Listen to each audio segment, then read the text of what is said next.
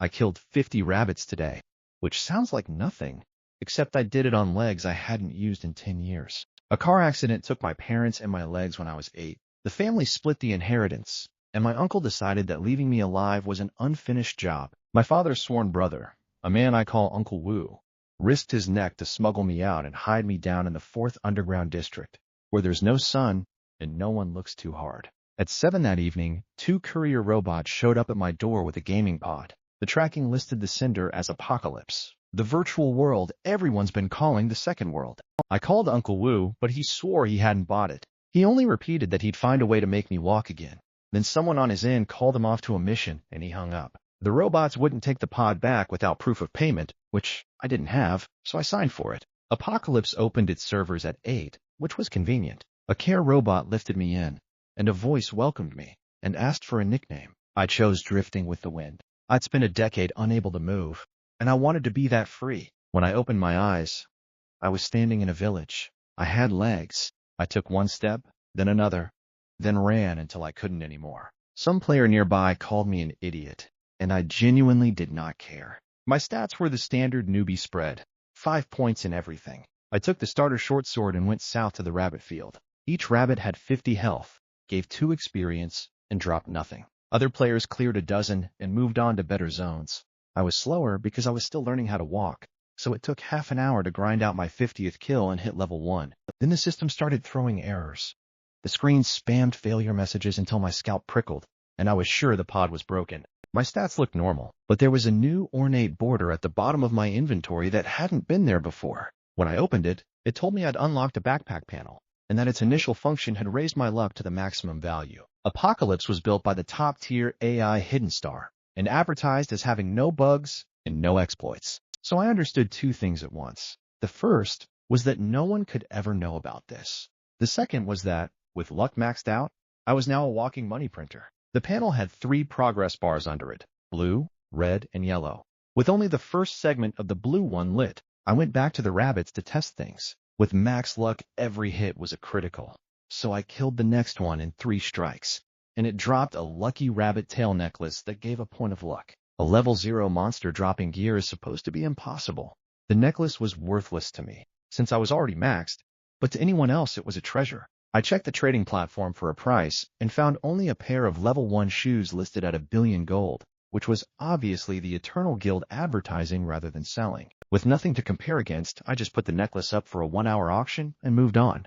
I dumped my points into agility and went to the next zone, where the rabbits jump 3 meters and actually chase you. One kicked me before I could react, and it missed anyway, because max luck apparently means I almost never get hit. I killed one, took the shoes it dropped, the same shoes the Eternal Guild had priced at 1 billion, and kept grinding. The necklace, meanwhile, set the platform on fire. Every major guild assumed I'd triggered a hidden quest and ordered their people to win the bid at any cost so they could buy the walkthrough. It sold for 200,000, and after fees, I pocketed 180,000 for a few hours of killing rabbits. My friend requests had become a wall of people begging for carries and guides, so I blocked everyone and hid my name. Quiet money is the only safe kind. By level 3, my bags were full, and the blue bar had lit 3 segments, so it tracked levels. Then I noticed one piece of gear had simply vanished, and the red bar had grown. I dragged a pair of shoes onto it, and the shoes dissolved into light and were absorbed. The red bar ate equipment. I listed the rest cheap and went to see the village chief, who grabbed my hand the moment I walked in and announced he had a difficult task. As a prerequisite reward, he handed me a skill book called Eye of True Sight, which lets me read the stats of any monster within 10 levels of me and gives a small chance to see through invisibility. The quest itself was to kill a tiger in the northern jungle before sunset tomorrow. I put my new points into strength and constitution, bought 20 health potions that cost almost nothing, and ignored the players gawking at me like I was rich. Then I went to the boar forest. I used Eye of True Sight on a lone level 5 boar, confirmed I could handle 500 health and 32 attack, and killed it by dodging its charge and stabbing the weak point in its belly. It dropped boar leather armor I couldn't wear yet, so I listed it for 5,000 copper, and it was bought instantly. The buyer belonged to the vast Sea Guild, and he reported straight to his leader, a man called Moon Rising Over the Sea, who became very interested and told his people to find me and buy anything I sold, however expensive. By then, I was level 4. I poured everything into agility to try a pure evasion build. found a herd of 7 or 8 boars, and charged in. The evasion build worked. Between agility and luck, almost nothing landed. So I drank potions and cut through the whole herd. A level 6 boar dropped a green dagger with a bash skill that had a small chance to stun for a second, and since my luck boost trigger rates, I had a feeling that chance wouldn't stay small. I equipped it along with the boar armor, watched my attack jump to 60, and started killing boars in 2 hits. That carried me to level 6 fast. I stocked up on potions and went north for the tiger. The jungle was unpleasant. Wolves jumped me on the way in, but they died easily once I found the weak point at their waists, and the gear they dropped was useless to me, so I fed it to the red bar. Then I heard the roar and saw the thing the chief wanted dead. Eye of True Sight told me it was a level 10 boss with 3,600 health and 3 skills. That old man had handed a newbie a quest that would have killed her instantly. I decided to outlevel it first. Kiting wolves got me to level 9 in about 2.5 hours, and one of them dropped a ring with a lifesteal skill that returned health on every hit. With that, I thought I might actually survive the tiger. I logged out to rest, and it was already morning. While the care robot moved me back to bed, I noticed a black swirl mark on the back of my right hand. Looking at it felt like being pulled inward, and I was fairly sure it was the reason I had the backpack panel at all. Then, after I drank my nutrient solution, a warm current gathered in my legs, and I felt something. It was faint, but it was real. After 10 years, there was hope I might stand without prosthetics. I told Uncle Wu, who got so excited he stopped making sense. I told him to quit the dangerous jobs because I could earn money in the game now, but he didn't take me seriously and just told me to rest. My account read 977,000 credits. That money had been saved for my legs. Now it would fund our return to the 3rd district and everything that came after. Back in the game, I sold off all the level 8 gear I'd hoarded, which started another panic in the village. One guild leader was angry enough to post a 50,000 credit bounty just for information on who I was. Then I went back for the tiger. It saw me and swiped, and I backed off and committed. Its tigers might cut my stats by 10%, and when it snapped at me, I couldn't fully dodge and took 154. I drank, circled behind it, and stabbed. The dagger stunned it. The ring healed me, and I climbed onto its back and drove the blade into its eye for a critical. At 20% health, it went berserk, ballooning in size and regenerating. So I ran and stalled for 30 seconds until the state wore off and left it collapsed and weakened. I rushed in, carved up its eyes, and it stopped breathing. Then a server announcement went out.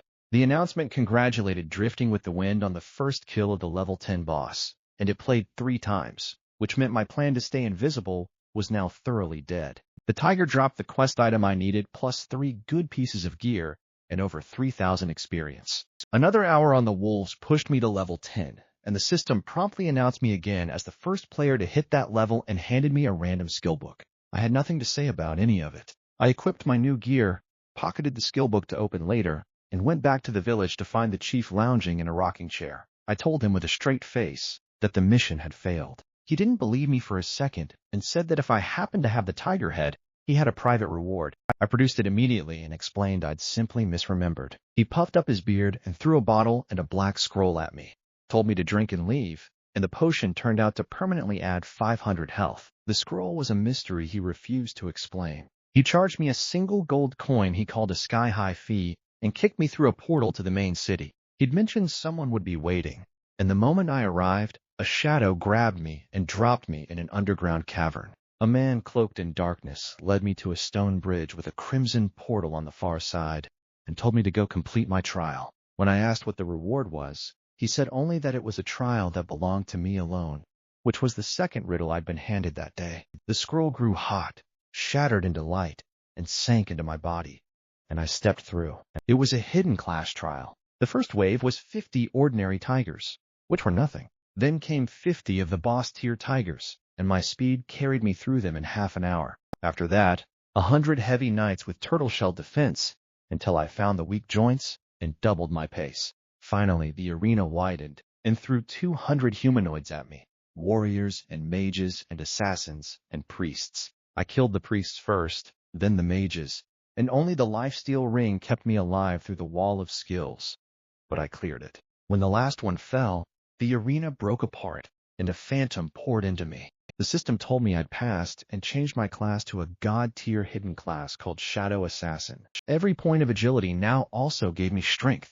I could dual wield, and I'd gain 10 free attribute points per level instead of the usual handful. It came with stealth, a gap closer, and a poison skill, and it might as well have been written for me specifically. Then I opened the trial reward and the skill book together, and two pillars of colored light shot up. One was a passive that let me convert attribute points into health at a 10-to-1 ratio. The other was an evolvable god-tier dagger with a skill that granted 3 seconds of total invincibility. I learned the skill and equipped the dagger, which left me as a high-health assassin holding a god-tier weapon, which is to say, badly overpowered. The catch was that evolving the dagger required feeding it equipment, and the red bar in my backpack also ate equipment. So between the two of them, I was going to be perpetually broke. Then I looked at the yellow bar, which had stayed gray the whole time, and on a hunch, I dropped a gold coin onto it. The coin dissolved and was absorbed.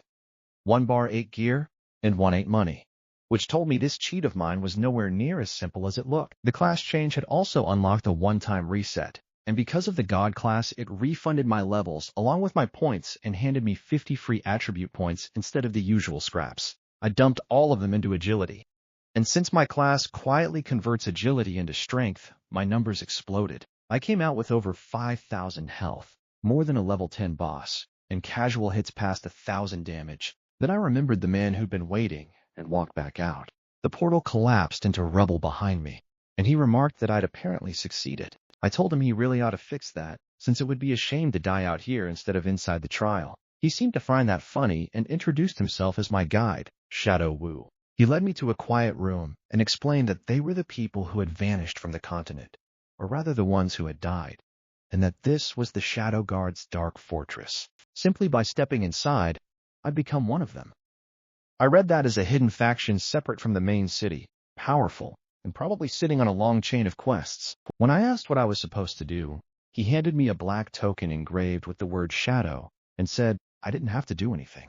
The token would occasionally offer tasks, and completing them earned contribution points. I asked what the points were good for, and he said anything I wanted, including hiring him to kill someone, if I saved enough. That got my attention. I could feel how strong he was, strong enough that even my new class wouldn't put me in his league, which meant contribution points were worth taking seriously. He watched my face, smiled, and told me not to rush, because the tasks waiting for me weren't ones I could finish yet. Shadow Wu told me to focus on getting stronger, because the person who wanted to meet me was waiting for exactly that, and he wouldn't say who it was until I was ready. I didn't push. I asked how to leave, and he told me the token worked as a round-trip pass once a week, then sent me off with the reassurance that he'd reach me through it if anything came up. After I was gone, he reportedly sank back into his chair and muttered that I was interesting, which I'd hear about later. I appeared at the city gate, stepped inside, and logged off. 3 straight hours of killing things had worn me down, and I wanted to rest. The care robot moved me to bed, and I was starving, so I started on the nutrient solution. I went through more than 20 bottles in a row and felt nothing, which was the first sign something was wrong. Then the mark on my right hand flared, and a warm current poured through my body like I'd been dropped into a hot spring. The hunger vanished. The warmth gathered low in my abdomen and spun into a vortex, and I recognized it as a Star Force vortex, which was impossible, because Uncle Wu had tested me years ago and confirmed I could never cultivate. Then a golden diamond formed on the vortex with a sound like something snapping into place. It was a star mark, the foundation every martial artist builds on, the thing that grants real abilities the way Uncle Wu's lets him fight a tier above his own. I just condensed one. Before I could even process that, the mark on my hand slid down to my abdomen and connected itself to a corner of the star mark. Martial artists in this world have exactly 1 star mark, never 2, and certainly never 2 linked together. So I had no framework for what I was looking at. I tried to move the star mark, and a panel opened in my mind. It was the backpack panel from the game, except it was here, in the real world. The contents and the bars hadn't changed, but when I tried to pull out a health potion, a new interface appeared listing what the extraction required: a handful of specific herbs and clean water, or a small amount of something called Star Source Stone, so I could pull game items into reality. I had no idea where the mark came from, but I ordered every material on the list except the Star Source Stone, which ran me over 20,000, and delivery in this era takes about an hour. While I waited, I worked on staying calm. If anyone found out what I could do before I was strong enough to protect it, I didn't want to imagine what would happen to me. When the package arrived, I laid out the materials, opened the panel, and tried to extract a potion. The herbs in the box dissolved into starlight, sank into the water, and turned the deep red of a game health potion. I took a sip, and power rushed into my legs and circled there for about 10 seconds before fading, exactly like in the game. 10 seconds isn't long, but I could feel it repairing the damage. Money wasn't a problem anymore, so if I drank enough of these, I'd stand on my own sooner and have at least some way to protect myself. Then I took out the book I keep in the compartment under my bed. It's a physical book, which is rare now that everyone reads off their light brains, and the cover reads Whale Devouring Technique. My parents couldn't practice martial arts and stumbled onto this manual by accident, which turned it into something everyone wanted and nobody could safely hold. It's the reason my family threw me out and my uncle decided to finish me, and the reason my parents died in an arranged accident. Uncle Wu refused to ever cultivate it and hid it away, and I only take it out to remember them. Once my star vortex finishes condensing, I'll finally be able to practice it and build the strength to settle that debt. I put the book back and set aside a few health potions to bring Uncle Wu. If he asked where they came from, I wasn't worried. He's the only person left I can trust, and withholding something that could keep him alive just to guard a secret would make me worse than an animal. I lay down to think through my next moves and accidentally slept 10 hours. I woke up, drank 2 nutrient bottles, handled the basics, and logged back in. It was sunset in the game. The main city is called Ling Yuan City, supposedly built to guard the abyss, and only a handful of players had reached it, all of them experts, which made me the exception. Looking at it, I quietly decided that once I was strong and rich, I'd take my uncle up to the Sky City on the first level to see views like this. The city has 5 spires for the 5 combat classes, all useless to me since I'd already changed class. What I wanted were the life professions. Each player can learn 2, and alchemy stood out, because alchemists brew powerful potions from recipes. And since I can pull items into the real world, every recipe I learn is worth far more to me than to anyone else. I told the alchemist I wanted to learn, paid the 10 silver coins he asked for, and gained an alchemist profession at apprentice rank. No recipes yet, with my second profession still open. Life professions climb through 7 ranks, from apprentice up to divine, with each rank demanding 10 times the proficiency of the last. I left my second profession open until I knew what I wanted and went to the shop. Everything it sold was level 10 white gear, meant for players fresh out of the novice village, since the monsters out here are far tougher and most leveling from now on would require teams. It also stocked potions, so I bought 50 intermediate health potions and 50 mana potions, since I'd burned through my mana in a few casts otherwise, and I spent another 50 silver on a regional map. I made a note to find out later what the blue potions did once extracted into reality. On my way to the gate, someone stepped in front of me. He introduced himself as Wei Duquang, leader of the Wei Guild, and clearly expected the name to mean something. He'd watched me drop over a gold coin in the shop, which at this stage only the mysterious whale everyone was chasing could afford, so he'd decided I was that person. He offered me a salary of 20 million a year to join him. I told him I'd heard of him and still wasn't interested, partly because of my secret and partly because he wasn't worth the courtesy, and I kept walking. That made him furious. He warned me that once his guild members reached the main city, they'd kill me straight back to the novice village, where death costs a level of experience and at least 1 piece of equipment. He didn't try it himself, because he wasn't confident he wouldn't be the one sent back instead. I genuinely had no response. He wanted to wipe out my progress purely because I'd declined his offer, which told me everything about what kind of spoiled air I was dealing with. I wasn't worried. At this point, my hits cleared 1,000 damage, enough to drop even a full health knight.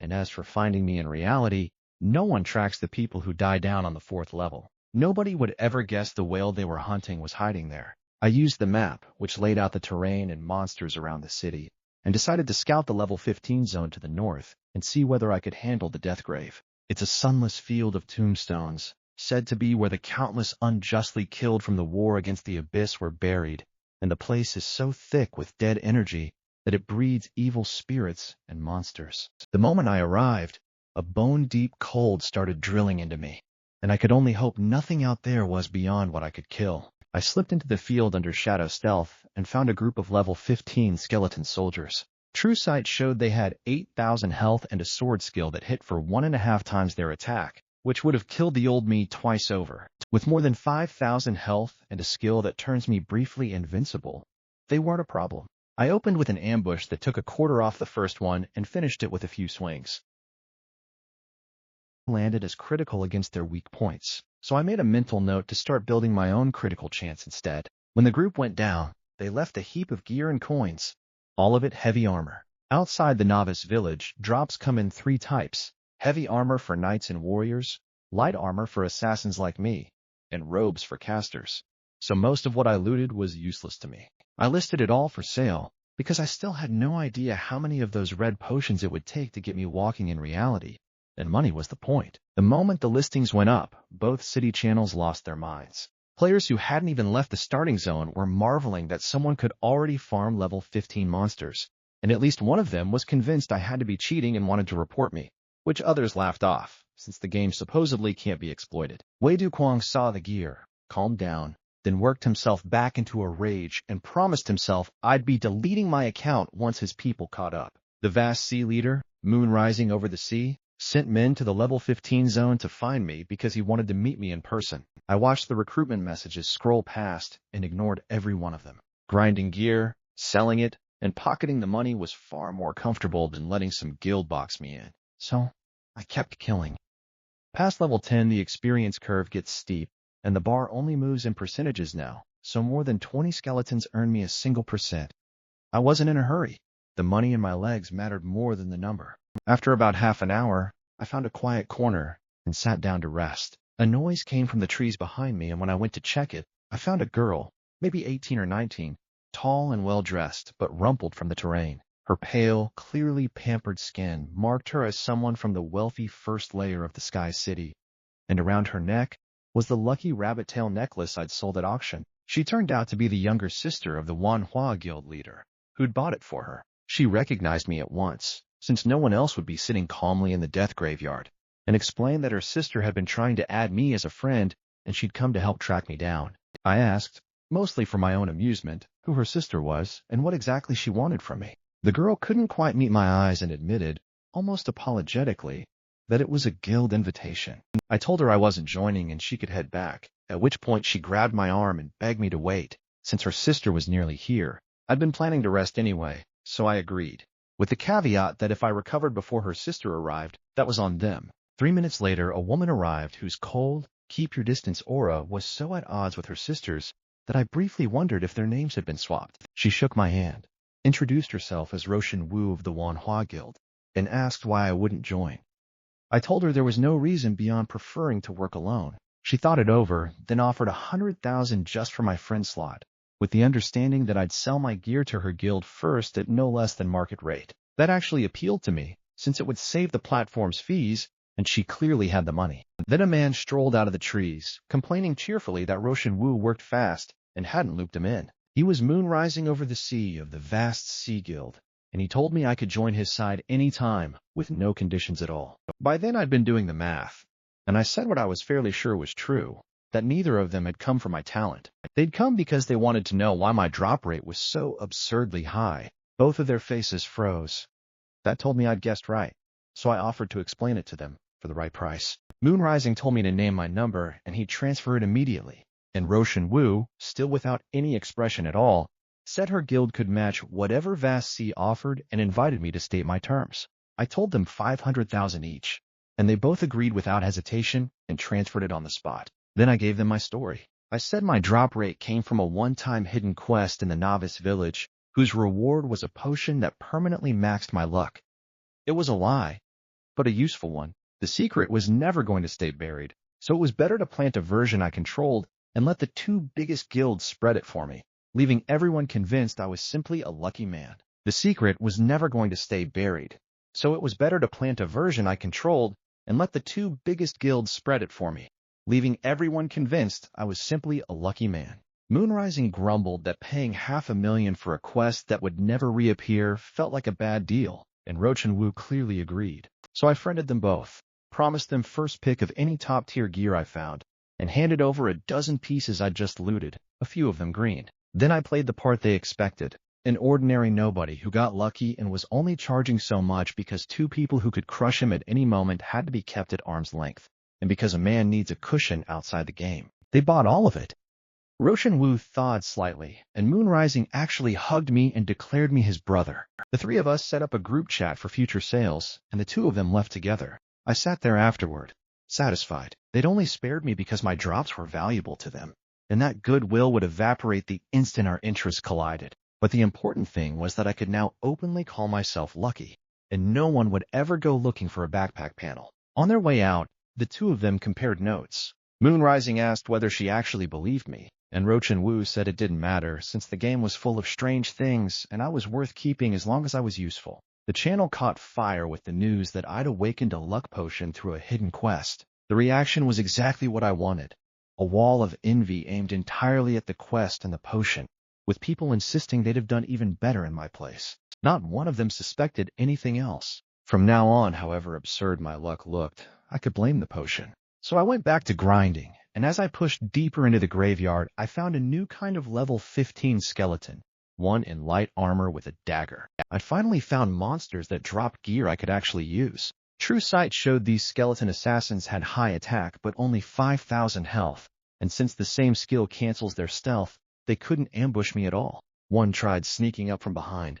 I turned and stunned it with a dagger, and it died still, apparently confused about how I'd known it was there. The loot included the green assassin's mask I'd been wanting, a piece of headgear I'd never managed to find. Then I remembered I was still only level 10 and couldn't equip a level 15 item yet, so I left it and posted everything else in the group chat. Rochin Wu immediately claimed the whole batch. Moonrising protested that he was right there and wanted half, and they split it. I pocketed 250,000 and mailed the gear over. White gear is basically worthless now, so green pieces, especially high-level ones no one can wear yet, are the only things worth selling, and only the big guilds bother stockpiling them. I kept hunting until I heard a sharp scream. I froze in the shadows, because just ahead of me stood a woman in a red dress with her black hair hanging loose, and she was the thing that had screamed. True Sight told me she was a level 17 bronze boss with 27,000 health, hits around 800, and 3 ugly skills. One that made her untouchable for a few seconds, one that summoned biting ghosts, and one that traded her defense for a brutal attack buff and constant healing. With my stats, killing her would be near impossible. The worst problem was that she was drifting around right next to me, and I couldn't leave. You can't log out in the wild, only back in the main city, so my only option was to wait her out under stealth. Half an hour of that wore my patience down, so I decided to test whether I could outlast her and crept in close. She turned the instant I moved, swiped a claw across me, and knocked me back several meters, which told me the level gap was simply too wide to approach her cleanly. I tried to run, but she dropped her ghost swarm in my path and cut off the retreat. With nowhere to go, I committed, hit her with Shadow Strike, and stabbed for over 1,000 on each blow. She hit me back twice, and a third of my health vanished in an instant. The ring's lifesteal kept me alive, healing me on every hit, so even when I couldn't dodge, I stayed above the danger line. My dagger's stun landed on her despite the level gap, which surprised me, and I used the opening to tear into her. She phased out, and the moment she could move again, I ran, because her ghost swarm was still on cooldown and couldn't pin me. As I fled, I kept slashing the small skeletons I passed to top off my health, which produced a genuinely ridiculous sight. A screaming woman in red, and a line of skeletons all sprinting after one figure across the graveyard. The aggro wouldn't break. The little monsters gave up, but she stayed locked on me, and when her swarm came off cooldown, I turned and charged her instead, stunned her, and dumped my burst skills. With Powerful Strike active, I was hitting 3 times a second and dropped her to around 8,000 health. At which point, she lit up with her cursed aura, eyes going red, healing fast. So I ran again, and we repeated the whole farce until her mana finally ran dry with her health back up around 20,000. Then I stopped. You like chasing so much. Let me show you what happens when you catch me. I reopened with my gap closer, traded blows while still healing off the small monsters, and after one more round of this, she died. My experience jumped 50%, leaving me 2% short of level 11. Then she lit up with holy light and reformed, very much not dead, and thanked me for freeing her from her hell. She handed me a gift, which I accepted instantly while modestly insisting it was nothing and only what anyone would do. Then she asked a favor, and I recognized a quest forming. She told me she'd come here searching for her husband, Ji Mingyan, died, and was corrupted into the ghost I'd just fought. She wanted me to find him, or at least his remains. I sympathized, but I pointed out she had no idea how many years had passed, and I had nothing to go on. She explained their arrangement, that if he'd returned, he would have carved a message on the great tree at the city gate, and if not, he was still somewhere deep in the graveyard. Then she gave me his token, a finely carved cold jade pendant that was clearly the work of a master, and I took the quest.